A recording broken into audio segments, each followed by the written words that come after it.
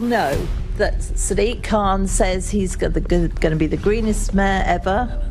Listen, I trailed around the whole mayoral year and heard nothing but environment this, environment that, and then we see that he's racked at 473,000 with his team. If you can miles. refer me to the numbered commitment, then I'll write to you with an answer. Oh dear. In other words, everybody, he doesn't have an answer. Yet another manifesto pledge completely obliterated. Thank you. This wasn't just another London Assembly session.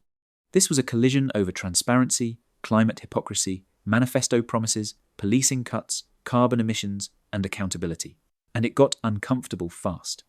When direct questions were asked about 43.6 tonnes of carbon, 473,000 air miles, and commitments to be the greenest mayor ever, the answers didn't come. Instead, we saw deflection, procedure, technicalities, silence. Who's allowed to answer? Who isn't? What counts as a manifesto pledge, and what suddenly doesn't? When scrutiny tightens, the room shifts.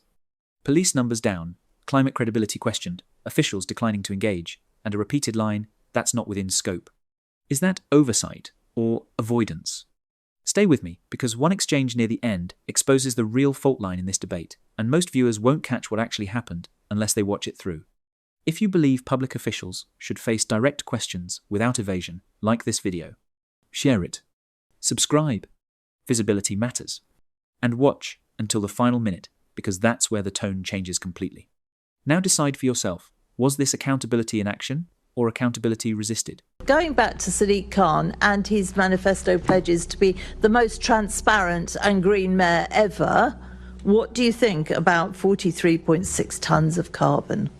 I think that's a political point that's really best directed at politicians. You are a politician, which is why you were put in that position anyway. No, Do you not have I'm a view? politically restricted officer of the authority. Are you yet another one of Sadiq Khan's appointments that does not have a view? I've had enough of them this week. Do you not have a view? What happens when officials are more interested in controlling the narrative than telling the truth? Stay with me, because in just a moment you'll see how this exchange exposes the arrogance at the very heart of Khan's team. And before we dive in, hit that like button, subscribe, and share this video.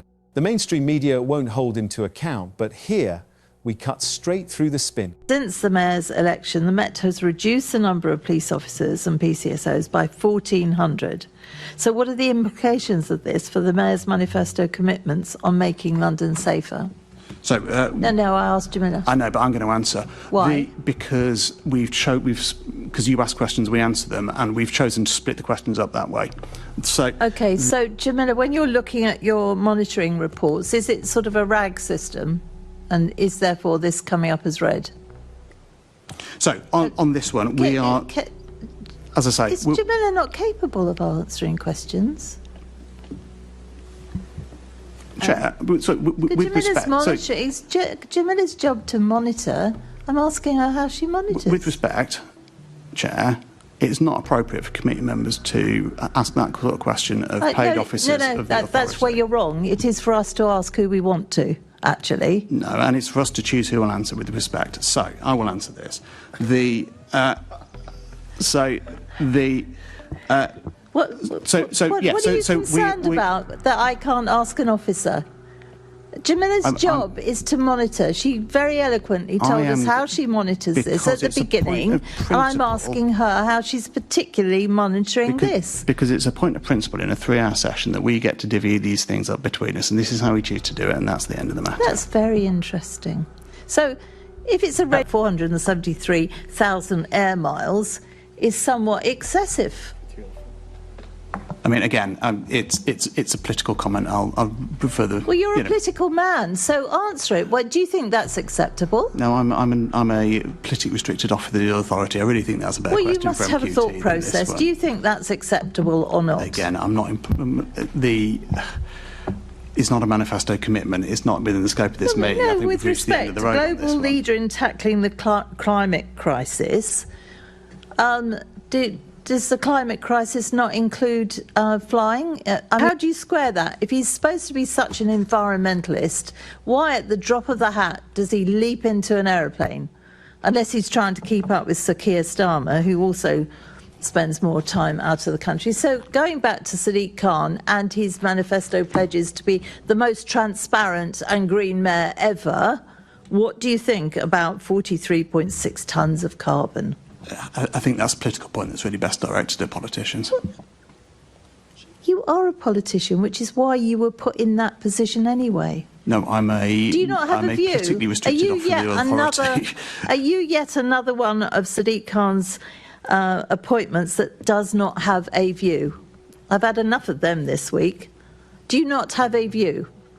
I am employed to answer questions, to sit here to answer questions about the manifesto, of which this is not one. Well, yes, it is. It's about his credibility to be an environmental leader. So you have no answer. That's another manifesto pledge then that's not doing frightfully well, isn't it? Which actual pledge are you referring to, on numbered wise? I think you will know that Sadiq Khan says he's going to be the greenest mayor ever. Listen, I trailed around the whole mayoral year and heard nothing but environment this, environment that, and then we see that he's racked at 473,000 with his team. If you can miles. refer me to the numbered commitment, then I'll write you with an answer. Oh dear. In other words, everybody, he doesn't have an answer. Yet another manifesto pledge completely obliterated. Thank you so much. There is a little pop-out box in the Mayor's manifesto, which I helpfully have in front of me, that says, "I'm determined to ensure that London continues to be a global leader in tackling the climate crisis." So I think that's quite a broad statement. It was important enough to have itself in a little box. Just to clarify on your political restriction, which I do recognise, but you didn't seem to find that prevented you earlier using quite a derogatory adjective, which I'm certainly not going to repeat, about the previous government's legacy to the new government. So, if you think this conversation is being deliberately buried, share this video. Like, comment, and subscribe. Independent channels survive on engagement, not government approval. And don't click away yet. Go back, re-watch the key moment, and ask yourself why this question is never answered in Parliament or on the BBC. Information only disappears when people stop sharing it.